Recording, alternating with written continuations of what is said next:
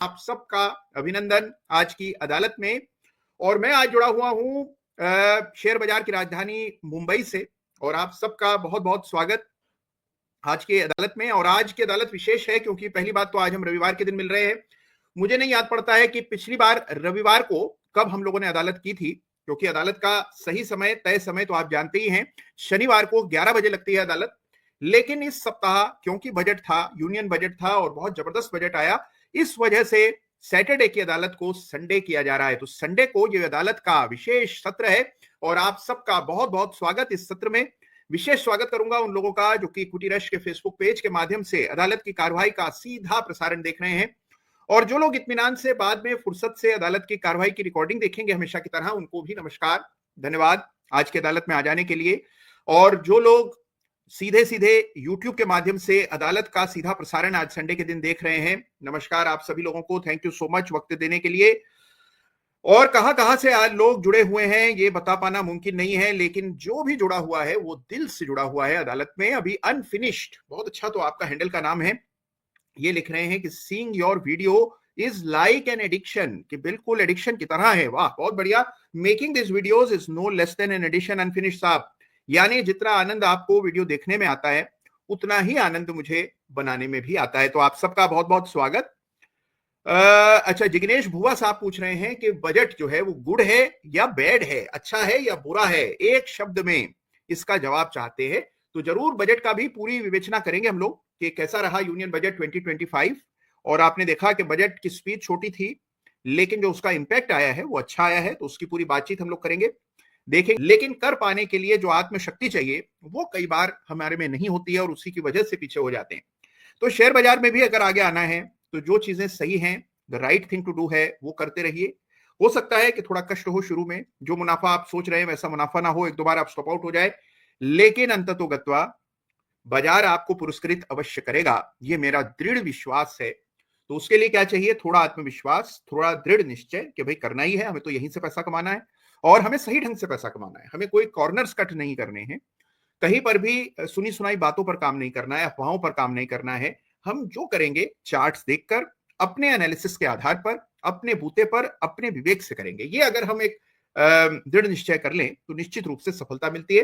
रमेश जाजू जी आ गए हैं, अर्चना पाटिल जी आ गए हैं, दीपक साहू साहब आ गए हैं। अच्छा, ये भी बड़े आशंकित है दीपक जी, लिख रहे हैं कि सर बजट से तो मार्केट को सहारा नहीं मिला, क्या आगे तेज गिरावट हो सकती है? तो थोड़े चिंतित दिखाई दे रहे हैं। और संजय देशमुख साहब आ गए, मुकेश कटारिया जी आ गए हैं, रमजान श्री आ गए हैं, साथ में जयदीप पारिक, रवि गुप्ता जी, छाया पोड्डार जी, डोनट्स 100 आ गए, महेश जी आ गए, रवि गुप्ता आ गए, शुभम त्यागी आ गए, आलोक सिंह आ गए हैं, तान जी आ गए हैं, सरवन जी आ गए हैं। तो आप सबका बहुत बहुत स्वागत आज की अदालत में। अदालत लग चुकी है, बहुत ढेरों मुकदमे अदालत के सामने विचाराधीन हैं, तो एक एक करके उन सारे प्रश्नों पर हम लोग चर्चा करेंगे। लेकिन आगे बढ़ने से पहले कुछ औपचारिकताएं हैं जो हर सप्ताह मैं निभाता हूं, इस सप्ताह भी आप सबको याद दिला रहा हूं कि investment in securities markets are subject to market risks. Read all the related documents carefully before investing, यानी कोई भी निवेश करने से पहले निवेश के बारे में सारी जानकारी हासिल करना और उससे संबंधित सारे जरूरी दस्तावेजों का अध्ययन करना ये अनिवार्य है। और साथ में ये भी याद रखिए कि बाजार जोखिम हमेशा बना रहता है, आप चाहे कितना ही प्रयास कर लें, जोखिम मुक्त निवेश नहीं होता है। तो अगर आप निवेश कर रहे हैं तो जोखिम कहीं ना कहीं छिपा जरूर बैठा होगा किसी कोने में, शायद आपको दिख ना रहा हो लेकिन होगा जरूर कहीं ना कहीं तस्वीर में। तो जोखिम रहता है और अगर जोखिम ना हो तो फिर रिटर्न भी नहीं होगा। तो रिटर्न होता ही इसलिए है कि हम जोखिम मोल लेते हैं। और देखिए, कभी कभार लोग मुझसे पूछते हैं कि भाई हमें तो रिटर्न कम आया, हमें तो रिटर्न इतना सा ही मिला। आप ये सोचिए कि घर बैठे बिना कोई परिश्रम किए यदि रिटर्न मिल रहा है तो ये रिटर्न किस चीज का है? ऐसा कौन सा परोपकार मैंने और आपने किया है कि हमें घर बैठे पैसा बनाकर बाजार देगा? हमें पैसा बनता है रिस्क लेने का, खतरा मोल लेने का, जोखिम लेने का ही पैसा, जोखिम लेने का ही रिवॉर्ड मिलता है शेयर बाजार में। तो ये रिस्क हम जो ले रहे हैं उसी के अगेंस्ट ये रिटर्न हमें मिलता है, ये चीज हमेशा याद रखनी है। और रिस्क लीजिए लेकिन अनुपात पे लीजिए, सोच समझ करके लीजिए, सारे दस्तावेजों का अध्ययन कराता हूं। लेकिन ये सप्ताह बहुत ही रोमांचक रहा। उसकी वजह क्या थी कि भाई बजट आया और बजट को लेकर के इस बार सबसे लो एक्सपेक्टेशंस थी, कुछ खास लोगों को उम्मीदें नहीं थी। सरकार के हाथ बंधे हुए हैं, ये हम सब जानते हैं, और सरकार के हाथ बंधे हुए हैं क्योंकि खर्चा तो देखिए सरकार का चल ही रहा है, लेकिन हम देख रहे हैं कि ग्लोबल प्रेशर्स भी कई सारे चल रहे हैं। तो ऐसे में क्या होगा बजट में, इसको लेकर के बड़ी आशंकाएं थी।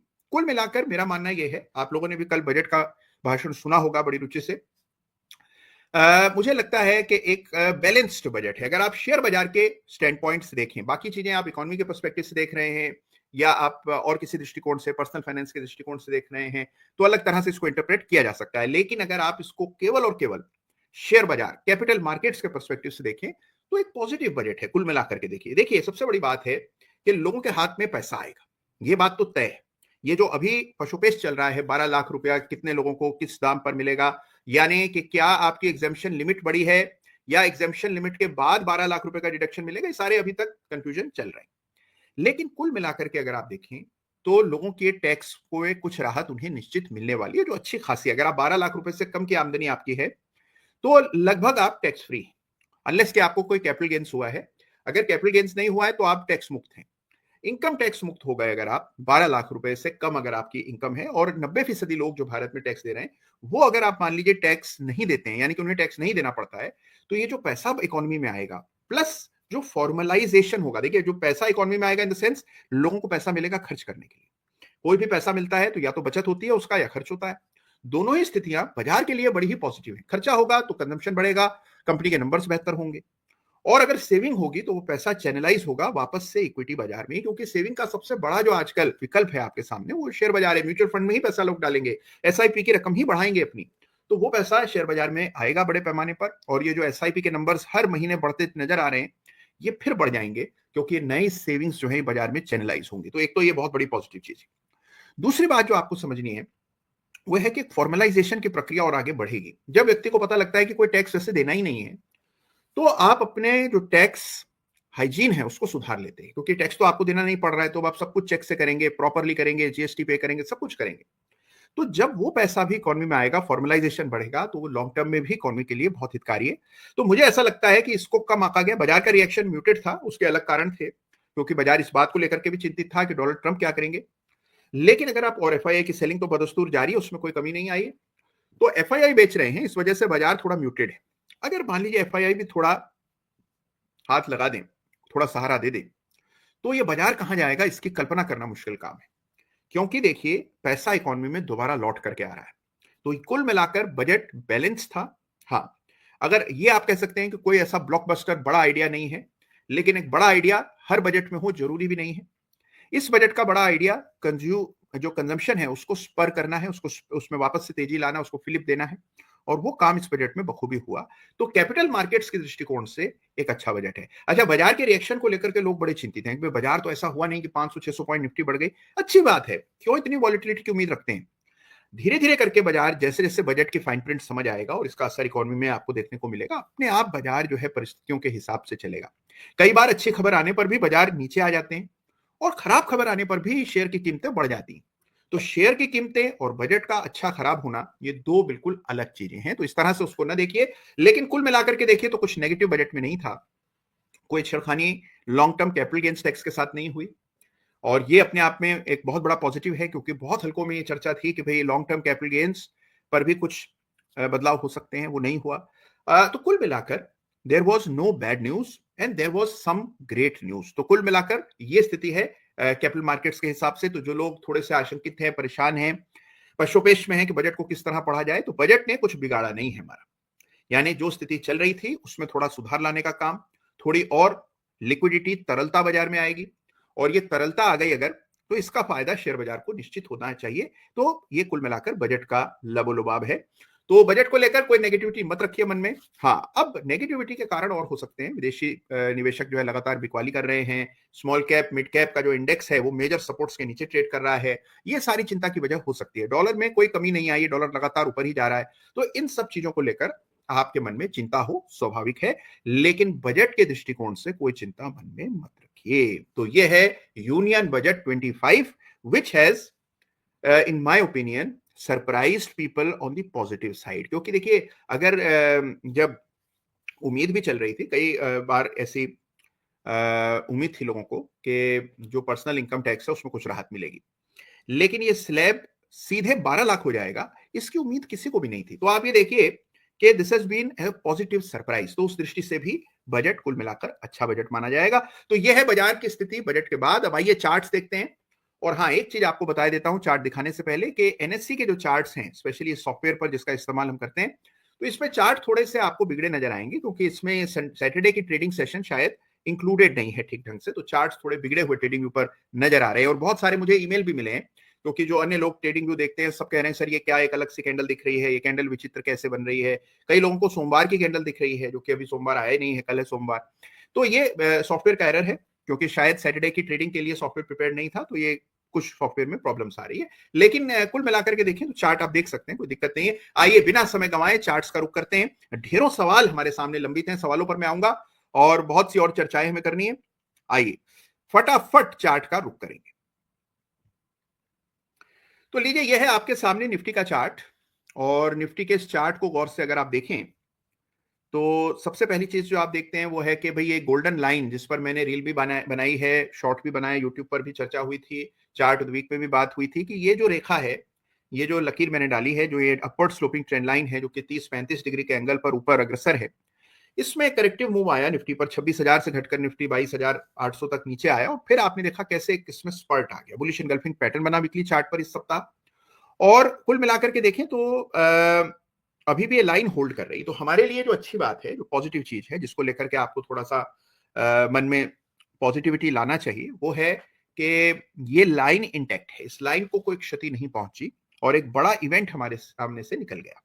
तो इस बजट के इवेंट ने हमारी इस रेखा पर कोई क्षति नहीं पहुंचाई है, ये अपने आप में एक खुशी की बात है, something to take heart from. तो ये स्थिति है निफ्टी की। निफ्टी कमोबेश वही स्थिति है जो पिछले सप्ताह थी।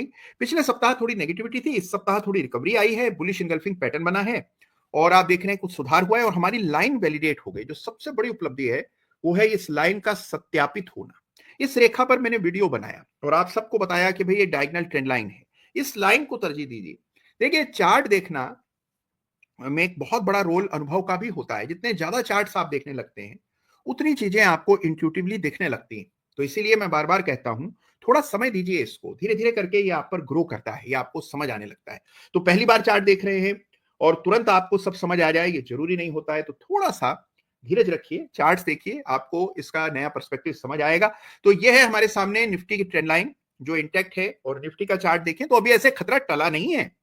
ये कतई मत सोच लीजिएगा कि सब ठीक हो गया है, अब जमकर खरीदारी करेंगे, बाजार का बेस बन गया, इसका कोई प्रमाण हमारे पास नहीं। लेकिन इस बात के संकेत जरूर हैं कि ये ट्रेंड लाइन होल्ड कर रही है और ये अपने आप में पॉजिटिव चीज है। तो एक बाउंस आ सकता है, बाउंस में निफ्टी 24,000 पर रेजिस्टेंस फेस करेगा, तो 500-600 अंकों पर रेजिस्टेंस है 24,000 पर, वो लेवल्स भी आपको देखने को मिल सकते हैं, स्थिति बन रही। ये निफ्टी हो गया। आइए देखें बैंक निफ्टी ने क्या कारगुजारियां रही बैंक निफ्टी की, देख लेते हैं इस सप्ताह। ये आपके सामने बैंक निफ्टी है। तो देखिए यहां पर भी स्थिति में कोई बहुत बड़ा सी चेंज तो नहीं आया है। ऐसा नहीं है कि बैंक निफ्टी ने कोई अचानक से सारी अपनी पुरानी कमजोरी को हटा करके तेजी दिखाना शुरू किया हो। बैंक निफ्टी भी स्ट्रेस में है और एक ब्रेकडाउन 50,000 के नीचे हुआ। 50,000 के लेवल्स पर बिकवाली का दबाव है। वो लेवल्स इंट्राडे में भी आपने देखा, कल के ट्रेड में यदि आप बाजार देख रहे थे कल, तो आप देखेंगे कि 50,000 आया और वहीं से सेलिंग का दबाव वापस से निफ्टी पर आने लगा। तो ये मान करके चलिए कि बैंक निफ्टी के लिए 50,000 का लेवल बड़ी रेजिस्टेंस का काम कर रहा है। तो ये स्ट्रक्चर है बैंक निफ्टी का। जो दो मैंने वर्टिकल लाइंस डाली हुई हैं, ये मेजर लेवल्स हैं, मेजर कैंडल्स हैं जिनको इंपॉर्टेंस देना चाहिए। तो यहां से ट्रेंड रिवर्स हुआ था निफ्टी का, बैंक निफ्टी का माफ कीजिए। तो इस कैंडल के बाद जो हमारे सिस्टम्स हैं उस पर एग्जिट के संकेत आ गए थे और वहां से आप देख रहे हैं नीचे फिसल रहा है। तो अभी भी बैंक निफ्टी में भी संकट टला नहीं है, रिकवरी जरूर छोटी मोटी पुल बैक देखने को मिल रहा है। ये निफ्टी स्मॉल कैप इंडेक्स का भी रुख करते हैं। ये है हमारा favourite Nifty small cap 250 index और यहां कोई ऐसा बहुत बड़ा परिवर्तन नहीं हुआ।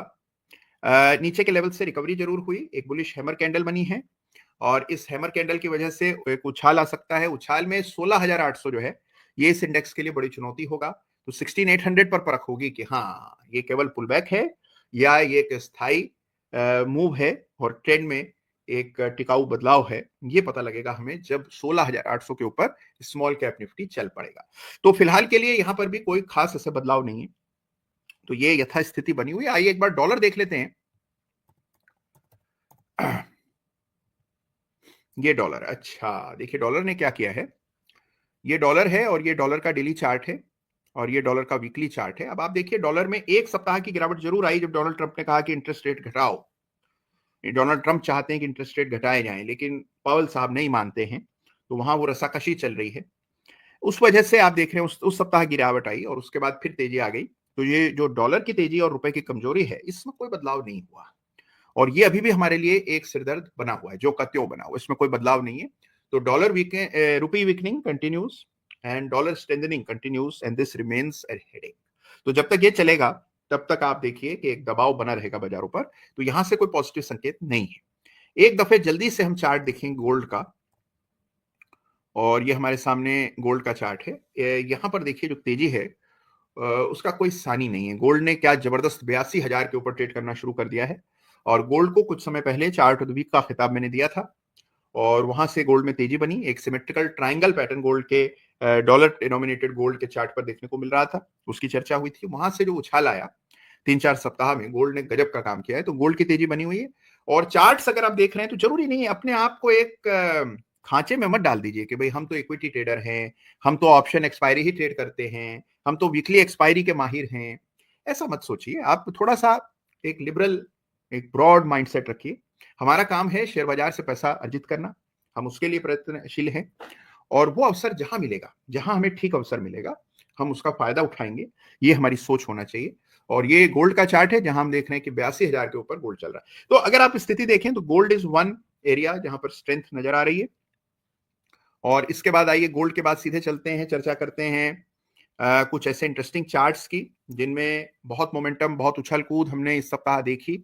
कई सारे स्टॉक्स हैं जिनमें बड़ी गिरावट भी आई है बजट के बाद और बजट के समय। जैसे एलएनटी को अगर आप देखें, एलएनटी आमतौर पर बजट से पहले लोगों ने बड़ी बड़ी पोजीशंस बना रखी थी इस उम्मीद में कि भाई बजट में, अब ये मैं बीएससी पर देखता हूं जिससे आपको ज्यादा अच्छे चार्ट्स दिखाई दें, एनएससी के चार्ट थोड़े से आपको डिस्टॉर्टेड नजर आएंगे। ये बीएससी पर चार्ट है, और ये चार्ट को उद्धृत करने का उद्देश्य क्या है कि मैं कैंडल आपको दिखाना चाहता हूं जो कल की एलएनटी की कैंडल है। बड़ा सा कैंडल बना, लोगों ने लॉन्ग पोजीशन ये सोच करके बना ली कि भाई बजट पे अच्छा बजट आएगा, अच्छा आएगा तो एलएनटी को तो फायदा होगा ही, क्योंकि एलएनटी तो जिसे कहें कि बजट का पोस्टर बॉय स्टॉक है, कि बजट आता है तो एलएनटी को तो फायदा होता ही है, ये इतिहास गवाह है। तो यही सोचकर, यानी कि एक बहुत ही स्टीरियोटिपिकल सोच रखी, और इस तरह का जो कहें कि तृतीय श्रेणी के तर्क हैं, ये आजकल के बाजार में चलते नहीं है। तो थोड़ा सा आपको अपनी सोच में बदलाव लाना है। इस तरह के अटकलें मत लगाइए, बहुत सारे लोग लगाते हैं। मैं देख रहा था कि बजट के समय सबके मन में यही सब विचार चल रहे थे कि भाई सर डिफेंस के शेयर खरीद लेते हैं, एलएनटी खरीद लेते हैं, जो गिरा है उसको खरीद लेते हैं। तो इस तरह से मत सोचिए। अच्छा, फिर लोग अटकलें लगाते हैं कि नहीं बजट तो खराब ही आएगा, शॉर्ट कर लेते हैं, पुट खरीद लेते हैं। कुछ लोग सोचते हैं नहीं बजट तो अच्छा ही आएगा, लॉन्ग कॉल कर लेते हैं। देखिए, आपको कैसे पता कि अच्छा आएगा या खराब आएगा? ये काम, यानी कि अटकलें लगाने का काम हमारा नहीं है। अगर आप अपने आप को एक पेशेवर, संजीदा निवेशक या ट्रेडर मानते हैं, तो आपका काम क्या है? You must take an intelligent call, जहां पर कि आपको लगता है कि हाँ ये तर्क संगत है, this is based on facts, evidence, research, तब फिर आप निर्णय करें, तभी वो काम करने योग्य है। तो इस तरह के जो लेजी ट्रेड्स होते हैं उसका ये परिणाम होता है। ये दिखाना चाहता हूं मैं आपको कि कैसे लेजी ट्रेड्स की दशा होती है। तो जिसने भी एलएनटी खरीदा उसने, आप देखिए किस तरह से ट्रैप हो गया, और फिर एलएनटी में बड़ी गिरावट आ गई। अब होगा कुछ भी नहीं, एलएनटी कुल मिलाकर एक रेंज में ही चल रहा है, और ये रेंज जो है ये महीनों से, देखिए 2023 के दिसंबर से, यानी कि लगभग 100 साल से हम देख रहे हैं कि रेंज में ही एलएनटी चल रहा है। एक ब्रेकआउट हुआ था एलएनटी में, और फिर वो फॉल्स साबित हुआ, 2 सप्ताह के बाद ही गिर गया, और अब वापस से रेंज के लोअर एंड की तरफ ये धीरे धीरे करके ड्रिफ्ट कर रहा है। तो ये स्थिति है। रेंज में भारी पिटाई हो जाती है। अगर आप एक एक मूव को प्रिडिक्ट करने का प्रयास करते हैं तो रेंज में प्राइसेस बहुत इरेटिकली मूव करते हैं, एक ब्राउनियन मोशन होता है, वही आपको रेंजेस में देखने को मिलता है। तो इसीलिए रेंज में उम्मीद करें कि आप हर मूव को प्रिसिशन के साथ पहचान पाएंगे, ये उचित नहीं है। रेंज में प्राइस जो है ऊपर नीचे वैक्सिलेट करता है, और उसमें कई बार बड़े बड़े स्टॉप लॉस भी देने पड़ते हैं, तो उससे हमें सावधान रहना है। अच्छा, इसके इस बीच देखिए ढेरों सवाल अदालत में पूछे जा रहे हैं। संजय देशमुख जी पूछ रहे हैं कि सर आपकी हिंदी भाषा बहुत ही अच्छी लगती है, इतनी अच्छी कैसे है? भाई देखिए, हिंदी हमारी भाषा है, मातृभाषा है, और हिंदी मातृभाषा है तो जाहिर सी बात है कि वो अच्छी होनी चाहिए। जो भी भाषा आप बोले अच्छे बोले। कभी इंग्लिश का संस्करण करेंगे अदालत का तो मैं इंग्लिश बोलने का भी प्रयास करूंगा, इंग्लिश भी ठीक ठाक ही बोल लेता हूं। तो जो भी भाषा आप बोले अच्छे से बोलिए, और हिंदी से प्रिय भाषा तो कोई है ही नहीं। एक सवाल इसके बाद आया है,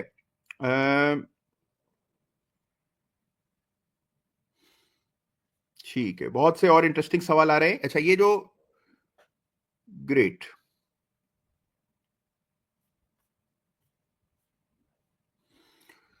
ओके, तो सवाल है HAL पर। लियोन साहब ने सवाल किया है, और ये पूछ रहे हैं कि HAL पर सवाल का जवाब दीजिए। तो HAL के चार्ट को भी देखेंगे, समझेंगे चार्ट में क्या खास है, इसको समझ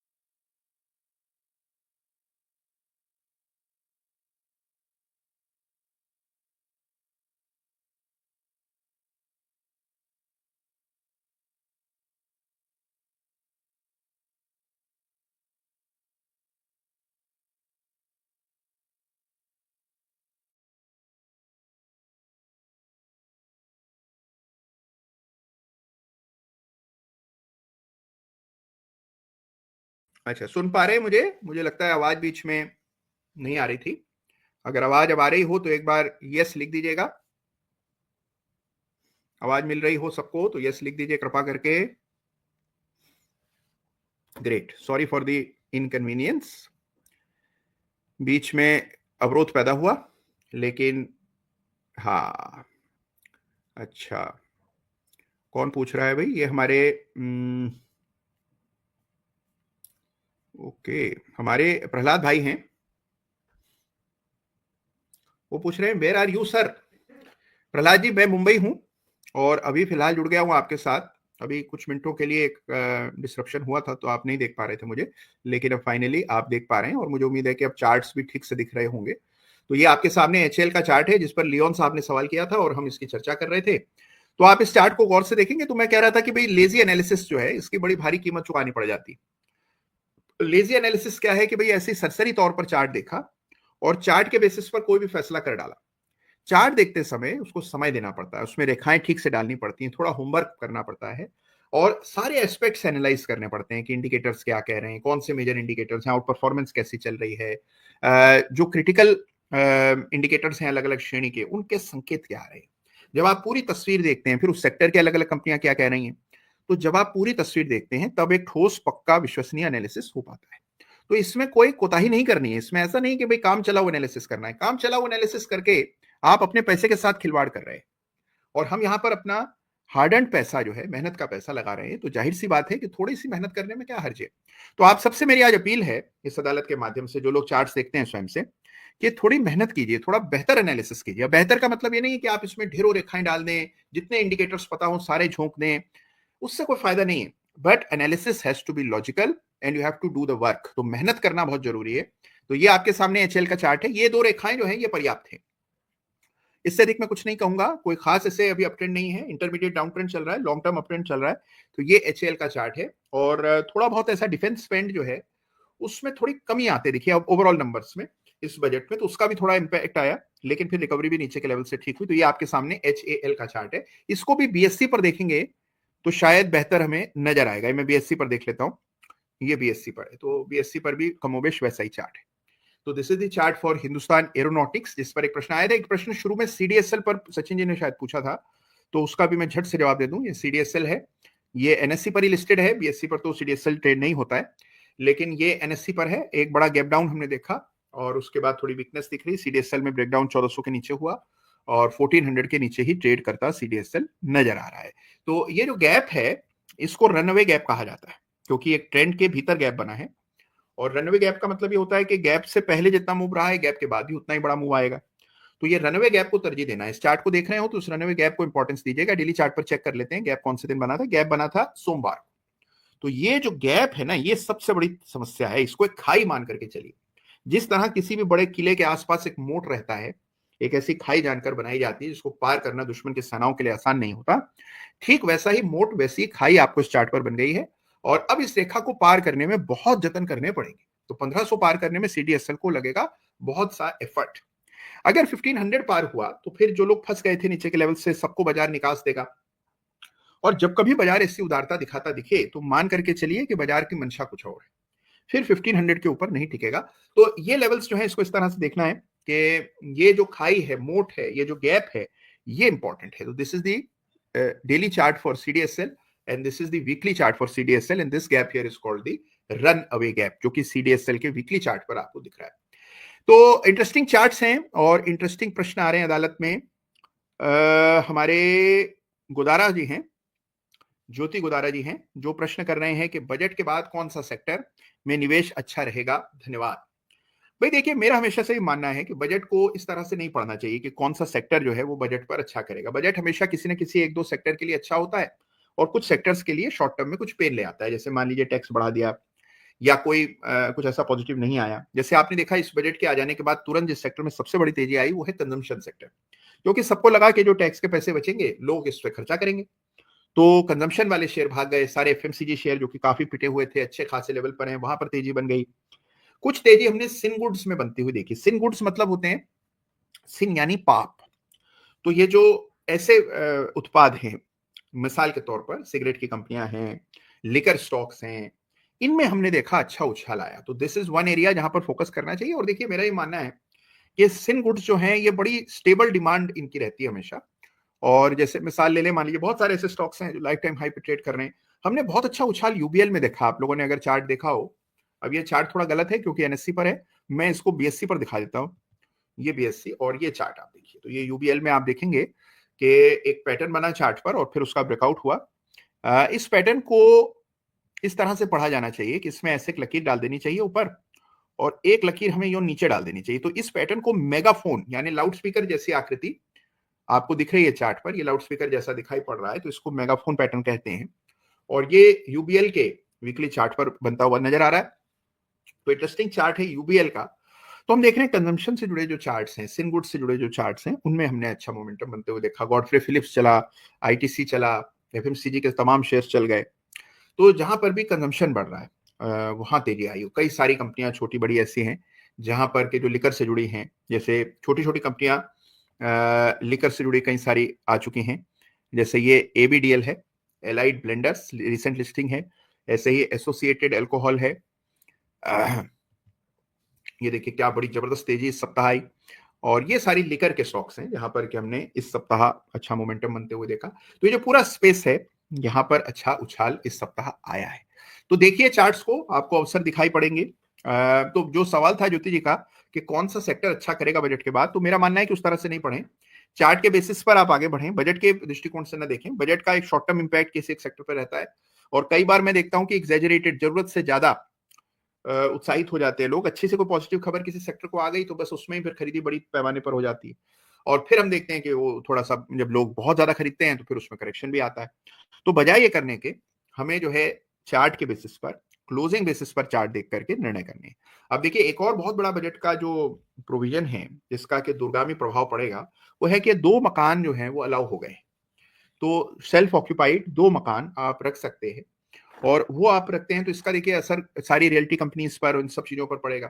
तो कुल मिलाकर के बहुत से ऐसे छोटे छोटे फाइनल पॉइंट्स आते हैं बजट में जिसका कि कुछ असर आपको जरूर आने वाले दिनों में देखने को मिलेगा। लेकिन हमारा फोकस क्या होना चाहिए कि इंडिविजुअल चार्ट्स देखें, उनके बेसिक स्ट्रक्चर पे जाएं और ये ना सोचें कि बजट का क्या असर पड़ा है इस पर। वाह वाह वाह वाह, मनी इज पावर लिख रहे हैं कि भाई मैक्स हेल्थ केयर 1.5 गुना हो गया है, क्या किया जाए। भाई आपको सबसे पहले तो हमारी ओर से शुभकामनाएं, ऐसा ही होना चाहिए। अच्छे शेयर खरीदें, लंबे समय तक रखें। एक हमारे SPYZ है जो कह रहे हैं कि भाई पेटीएम पर एक एलओसी डालकर बताइए कैसे एलओसी डाली जाएगी पेटीएम के चार्ट पर। तो ये लीजिए, पेटीएम हाजिर है आपके सामने। ये पेटीएम है, इसको भी बीएससी पर देख लेते हैं। एनएससी पर थोड़ा चार्ट आपको विकृत नजर आएगा। ये है हमारा बीएससी और ये है पेटीएम। पेटीएम में देखिए वही हुआ जो होना चाहिए। मैं मानता हूं कि इसको कुल मिलाकर अगर आप देखेंगे ना, तो आप देखेंगे कि भाई ये जो 2 लेवल्स हैं इनके बीच में हल्का सा स्लोप है और उसी प्रकार से नीचे के जो ये 2 लेवल्स हैं, जो रिसेंट 2 मेजर बॉटम्स हैं, इनके बीच में भी एक स्लोप है। तो यहाँ पर भी वो ब्रॉडनिंग फॉर्मेशन जो अभी हमने देखा चार्ट पर मेगाफोन जैसा, वो बन रहा है। अब अगर कोई शेयर मान लीजिए 300 रुपए से चला हो और 300 से 1000 रुपया हो गया हो और 1000 के बाद अगर वो 750 रह जाए तो इसमें कोई ट्रेंड रिवर्सल नहीं है। तो ये आपके सामने चार्ट है फॉर पेटीएम। सवाल ये था कि एलओसी कैसे डाली जाए। तो एलओसी तो बहुत नीचे डलेगी, लेकिन आप सपोर्ट के लेवल्स जरूर मार्क कर सकते हैं, एग्जिट ट्रेलिंग बेसिस पर रख सकते हैं, वो सब कर सकते हैं। लेकिन अगर आप एलओसी की बात करें तो एलओसी तो बहुत नीचे रखना होगा। तो ये आपके सामने चार्ट है पेटीएम का, जहां हम देख रहे हैं कि एक बड़ी तेजी के बाद, बहुत बड़ी तेजी 2024 में देखने को मिली और 25 में शेयर थोड़ा उतर रहा है। जो चढ़ता है वही उतरता है और कुछ नेगेटिव खबरें भी आई, हमने देखा। तो ये मिला जुला असर है इन चीजों का और पेटीएम में डिक्लाइन आता हुआ दिख रहा है। तो इसीलिए देखिए लेवल्स को बहुत तरजीह दीजिए। अब इसको प्ले करने का सही ढंग मैं बताता हूं क्या है। देखिए अगर आप इस चार्ट पर एक सपोर्ट की लाइन डालते, माफ कीजिए रेजिस्टेंस की लाइन डालते और ये जो प्रीवियस पीक है इसके साथ एक रेजिस्टेंस को मार्क कर देते, तो आपने देखा कि ये लेवल कोई 990 के आसपास आपकी लाइन आ जाती। 990 के ऊपर, 1000 के ऊपर भी पेटीएम गया, टिका और फिर आया ब्रेकडाउन। अब जब ब्रेकडाउन आ गया तो जो आपने स्टॉप लॉस से देखा कि नीचे रखा होगा वो भंग हो गया, टूट गया। तो एक एग्जिट का संकेत वहीं पर कायम हो गया। ये एलओसी का टूटना नहीं है, लेकिन एग्जिट का संकेत अवश्य आपको सही जगह पर मिला होगा। देखिए मैं हमेशा से कहता आया हूं, मानता आया हूं, लोगों को बताता आया हूं कि जितना इंपॉर्टेंट एंट्री का लेवल होता है उससे कई गुना ज्यादा इंपॉर्टेंट एग्जिट होती है। अगर देखिए एंट्री में आपने गलती कर दी तो ज्यादा से ज्यादा क्या हो जाएगा,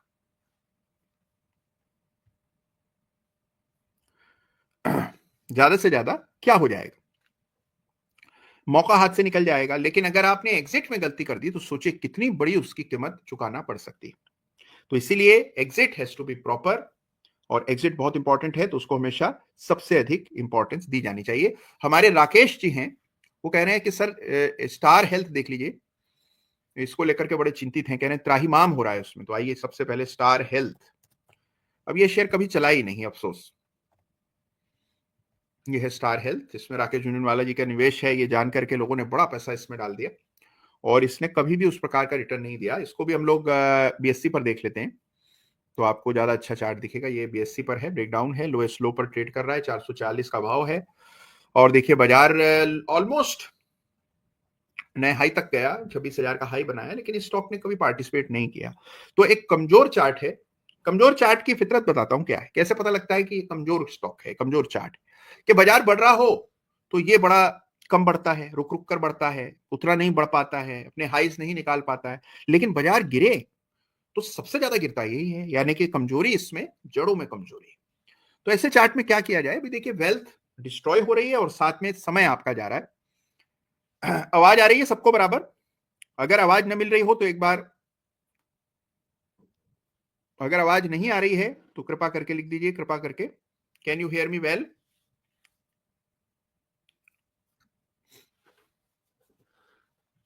ठीक, आवाज आ रही, बहुत बढ़िया। तो हम लोग बात कर रहे थे कि किस प्रकार से स्टार हेल्थ में बड़ा नुकसान हुआ लोगों को, और उसकी वजह क्या है कि आपने चार्ट्स ठीक से नहीं देखे हैं। तो चार्ट देखिए और चार्ट के बेसिस पर निर्णय कीजिए, जिससे कभी इस प्रकार के चार्ट पर आप फंसे हुए नहीं नजर आएंगे। अच्छा, एक सवाल इसके बाद बड़ा इंटरेस्टिंग पूछा है शिवा नाग साहब ने, और ये कह रहे हैं कि कभी तो हमारा सवाल ले लो गुरुजी। गुरुजी, why are futures and options hugely discounted in IRFC stock compare to equity since last 2 months? ठीक है, तो इसका चार्ट देखते हैं आईआरएफसी का। और जो आपने प्रश्न किया कि इसका फ्यूचर डिस्काउंट पर क्यों चल रहा है, तो उसकी कई वजह हो सकती हैं। ये आपके सामने आईआरएफसी का वीकली चार्ट है। यहां पर 136 से 160 दो लेवल्स हैं, मैंने पहले संकेत किए हुए हैं, और इन लेवल्स के बीच में ही पिछले कई दिनों से स्टॉक ट्रेड कर रहा है, कुछ महीने हो गए हैं, और यही रेंज में कंसोलिडेशन चल रहा है। बीच में डेली चार्ट पर एक inverse head and shoulder pattern भी दिखा था, उसके बाद कुछ अच्छा उछाल भी आया, लेकिन ये स्थिति है फिलहाल। तो इस स्थिति को मैं कहूंगा कि कंसोलिडेशन चल रहा है। बीएससी पर देख लेते हैं, ये है चार्ट, और यहां पर आपको एक रेखा डाल देनी है। एलओसी की लाइन मार्क कर लें चार्ट पर, ये एलओसी आ गया आपका, यहां पर डाल दीजिए इस तरह से। तो ये 133 रुपए के इर्द गिर्द आपको एलओसी, लाइन ऑफ कंट्रोल, अंकित करना है, और फिर इसको देखना है। अब इसमें 160 पर रेजिस्टेंस, 133 पर सपोर्ट, और ये 30 अंकों का दायरा है जिसमें स्टॉक उछल कूद कर रहा है, अटखेलियां कर रहा है। तो इसको थोड़ा सा समय दे, और जब तक ये एक दिशा न तय कर ले कि किस दिशा में आगे बढ़ना है, तब तक ऐसे उछल कूद चलेगी और बार बार आप स्टॉप आउट हो जाएंगे। और साथ में अगर आप इसे लिए बैठे रहते हैं तो होता क्या है कि बाकी बाजार चल पड़ा, ये नहीं चला, तो फिर क्या होता है कि बड़ा मलाल हो जाता है, मन खट्टा हो जाता है कि भाई बाजार चल रहा है, हमारा ही शेयर नहीं चलता है, क्या दिक्कत है। उसकी वजह है कि आप थोड़ा सा बाजार से आगे चलिए। देखिए एक्टिव काम है ये, या तो इन्वेस्टर है, आप बरसों रखना चाहते हैं तो अलग बात है, लेकिन अगर आप ट्रेडर हैं और शॉर्ट टर्म इन्वेस्टर हैं तो आपको थोड़ा सा अहेड ऑफ द कर्व होना पड़ेगा, यानी कि एक स्टेप आगे चलना पड़ेगा। तो थोड़ी सी अपने अंदर ना ऊर्जा लानी पड़ेगी, और जब आप ऊर्जा लाएंगे, थोड़ी सी तेजी से काम करेंगे, चुस्ती से काम करेंगे, तो आप देखेंगे कि आपको परिणाम दिखेंगे उसके। तो investing also requires effort and forward thinking, तो ये बहुत जरूरी चीज है। चलिए, तो बहुत सारे और सवाल आ रहे हैं। हमारे गौरीश जी हैं जो कि टीवीएस सप्लाई चेन, इस पर जानना चाहते हैं। तो आइए, टीवीएस सप्लाई चेन, ये आ गया जी आपका TVS supply chain solution. Listing के बाद से इसने भी बड़ा दुख दिया लोगों को, और टीवीएस का नाम जुड़ा था तो लोग बड़े पॉजिटिव थे स्टॉक को लेकर, बड़ा अच्छा लिस्टिंग हुई और ये सब हुआ। लेकिन फिर हमने देखा ब्रेकडाउन आया, कमजोरी दिख रही है, 145 के आसपास ट्रेड कर रहा है, और ये भी देखिए परफॉर्म नहीं कर पाया लिस्टिंग के बाद, और समय भी काफी ले लिया इसने, यानी कि 2023 के सितंबर में लिस्ट हुआ, और अब आप देखिए 25 चल रहा है, तो अच्छा खासा 1.5 साल का समय है, और 1.5 सालों में आपने देखा कि 140 का लो स्टॉक ने लगा दिया है। तो एक अंडर परफॉर्मर, डिसअपॉइंटिंग स्टॉक है टीवीएस सप्लाई चेन सॉल्यूशन। तो जब तक, और एक पता नहीं क्या ग्रहण है सब लॉजिस्टिक स्टॉक्स को, कि इस देश में इतनी डिमांड है लॉजिस्टिक्स की, और आने वाले समय में भी इतनी डिमांड। कुछ सेक्टर होते ही ऐसे कि जहां आप देखिए कॉमन सेंस काम नहीं करता है। अब ये इतना बड़ा और इतनी तेजी से बढ़ रहा सेक्टर है, लेकिन चार्ट्स पर उस तरह का मोमेंटम बहुत कम देखने को मिलता है। तो देखिए सिंपल सी बात है, कमजोर चार्ट में मान लीजिए किसी वजह से फंस गया, तो आप फंस सकते हैं, और बड़े से बड़ा ट्रेडर, बड़े से बड़ा इन्वेस्टर, अनुभवी से अनुभवी व्यक्ति कभी ना कभी चूक कर ही जाता है, और चूक खुद से न भी हुई हो तो कभी भाग्यवश आप ऐसे स्टॉक्स में आ जाते हैं जिनका चार्ट कमजोर होता है। तो बस तब आपकी परख इस बात की है कि आप कैसे उस स्थिति से निपटते हैं। एक कमजोर ट्रेडर है, नया ट्रेडर है, तो वो उसमें अटक जाता है, फंस जाता है, जो कुछ कमाया है वही एक चार्ट उसका ले जाता है। लेकिन जो प्रोफेशनल है वो ऐसी परिस्थितियों से निकलना जानता है, और अपने आप को बचा करके कैसे अपने ऐसी परिस्थितियों से निकलना है, इसकी उसको समझ होती है। तो यही फर्क है प्रोफेशनल में और अनप्रोफेशनल में, और धीरे धीरे करके समझ आप में विकसित हो, ये मेरी शुभकामनाएं हैं। तो देखिए, एक चीज मैं आपको बताता हूँ, सुनने में हो सकता है अटपटी लगे, लेकिन आपको अनुभव से बता रहा हूँ, क्योंकि बहुत सारे लोग मुझे मिलते हैं, अलग अलग प्रकार के लोग, जो अपनी यात्रा में अलग अलग चरणों पर हैं। यात्रा सबकी एक ही है कि सबको शेयर बाजार में मंजिल तक पहुंचना है, लेकिन अलग अलग माइलस्टोन पर लोग होते हैं। तो उनसे जब मैं बात करता हूं तो एक चीज मैंने महसूस की है कि जो लोग कंप्लेन करते हैं कि बाजार गलत है, रिटेल निवेशक की कोई सुध नहीं लेता है, हमारे ब्रोकर की वजह से हमें नुकसान आया, हमें फला एनालिस्ट को देखने की वजह से नुकसान आ गया, हमारे ग्रह चाल ठीक नहीं थी इस वजह से नुकसान आ गया, हम पश्चिम की दिशा में बैठकर ट्रेड कर रहे थे तो लॉस हो गया, उस दिन इंटरनेट काम नहीं कर रहा था इसलिए लॉस हो गया। आप हमेशा जो है दोष किसी और को देना चाहते हैं। जब तक आप दोष देते रहेंगे तो होगा क्या कि आपको तसल्ली होगी कि भाई गलती आपने नहीं की है, गलती किसी और की है, तो एक मन में शांति रहती है। लेकिन ये याद रखिए कि पैसा तो आप ही का गया ना, चाहे गलती किसी की भी रही हो, चाहे गलती एनालिस्ट की हो, टीवी कमेंटेटर की हो, गलती आप के ब्रोकर की हो, किसी की भी रही हो, लेकिन नुकसान तो आप ही का हुआ। तो सबसे पहली चीज ये है कि never complain, it is your responsibility because it is your money. तो पैसा आपका, जोखिम आपका, और निर्णय भी आपका ही होना चाहिए। तो किसी पर भी आश्रित नहीं होना है, किसी को भी दोष नहीं देना है। अपने अपने काम सब लोग करते रहेंगे। म्यूचुअल फंड की ही पैरवी परोकारी करते रहेंगे। निवेशक जो हैं लंबे समय के, वो उसी को सही बताएंगे। ऑप्शन के कारोबारी उसी को ठीक बताते रहेंगे। टीवी एनालिस्ट अपनी काम करते रहेंगे। लेकिन आपको करना यह है कि अपने विवेक से अपने रिस्क को ध्यान में रखकर निर्णय करने, और उसकी रिस्पॉन्सिबिलिटी स्वयं लेनी। एक बार आप लेकर तो देखिए, आप जैसे ही स्वयं रिस्पॉन्सिबिलिटी लेंगे, अपनी गलतियों को स्वीकार करेंगे, आप देखेंगे कि आपकी स्थिति बदल जाएगी। तो आपकी स्थिति बदल जाएगी और रिजल्ट्स पर भी बड़ा भारी फर्क पड़ेगा। तो इसीलिए लर्न टू टेक रिस्पॉन्सिबिलिटी। तो जो कंप्लेन नहीं करते हैं, और बाजार के चार्ट्स और मौसम बदलता रहेगा, देखिए बाजार का मौसम किसी के हाथ में नहीं है। अब हम कहने को कह सकते हैं भाई एफआईआई बेच रही है, विलन है एफआईआई, ईस्ट इंडिया कंपनी है एफआईआई, कुछ भी कह दीजिए, लेकिन उससे होने वाला क्या है? तो एफआईआई अपना मुनाफा देखेंगे, आपको अपना मुनाफा और अपनी पैसे की सुरक्षा के बारे में चिंतित होना है। तो your money and you have to be vigilant. तो ये चीज याद रखिएगा। तो ये है बात जो कि जरूरी बात थी, और आपके सामने मैंने कहना जरूरी था। अच्छा, इसके बाद और बहुत से सवाल आ रहे हैं, झट से कुछ एक सवाल लूंगा। ट्रेंड की बात करूंगा। ट्रेंड पर अभी भी एक प्रश्न किसी ने दाग दिया था। ट्रेंड में भी देखिए कंजम्पशन की ही कहानी है, और हम देख रहे हैं किस बड़े पैमाने पर लोग कंजम्पशन कर रहे हैं। लेकिन इसको भी बीएससी पर देख लेते हैं। ये एनएससी पर हम देख रहे हैं, ये बीएससी है, ये चार्ट है। तो उछाल आया इसमें, और आप देखिए लगभग 12% चढ़ा इस सप्ताह। और उसकी वजह क्या थी कि भाई कंजम्पशन जो बढ़ा है, इसका फायदा हुआ इसको। ये इसका डेली चार्ट है ट्रेंड का, और ये आप देखिए ये चार्ट आया, ये आपके सामने बजट वाले दिन का उछाल है। ये रेजिस्टेंस है सामने, लोअर पीक्स बन रही हैं, इस पीक के मुकाबले ये लोअर है। तो जैसे ही दो इतनी बड़ी क्लियरली डिफाइंड लोअर पीक्स मिल जाएं, तो फिर ट्रेंड लाइन डालने में क्या देरी है? ये ट्रेंड लाइन बन गई। अब इस ट्रेंड लाइन को पार करना इसके लिए चुनौती होगी। ये है सबसे बड़ी इसके लिए चुनौती। अब इस ट्रेंड लाइन को पार करके ताकत का परिचय देगा तो ट्रेंड में दोबारा से आपको मोमेंटम देखने को मिलेगा। अन्यथा ये धीरे धीरे करके सरकता रहेगा, कभी रुका रहेगा, और फिर इसी ट्रेंड लाइन के किनारे किनारे चलते हुए नीचे आ जाएगा। तो हमारा काम क्या है कि हम चार्ट्स को बहुत क्लियरली एनालाइज करें, बिना कोई अनुराग या द्वेष के, यानी अत्यधिक किसी स्टॉक से स्नेह नहीं करना है, और किसी से आपको द्वेष की भावना नहीं रखनी है, कोई नफरत नहीं पालनी है कि भाई ये स्टॉक जो है हमें पसंद नहीं है। As long as chart supportive है, हम कुछ भी ले सकते हैं। और अगर चार्ट सपोर्टिव नहीं है, तो चाहे कितना ही हमें प्रिय चार्ट क्यों ना हो, स्टॉक कितना प्रिय क्यों ना हो, अच्छी कंपनी क्यों ना हो, उससे निकलने में बिल्कुल आपको समय व्यर्थ नहीं करना है। तो ये चीज याद रखिए। ट्रेंड का चार्ट है, नीचे के लेवल से recovery, but trend continues to be bearish. तो ये है ट्रेंड का चार्ट, और यहां पर भी हम देख रहे हैं कि नीचे के लेवल से अच्छा पुल बैक आता हुआ दिखाई पड़ रहा है।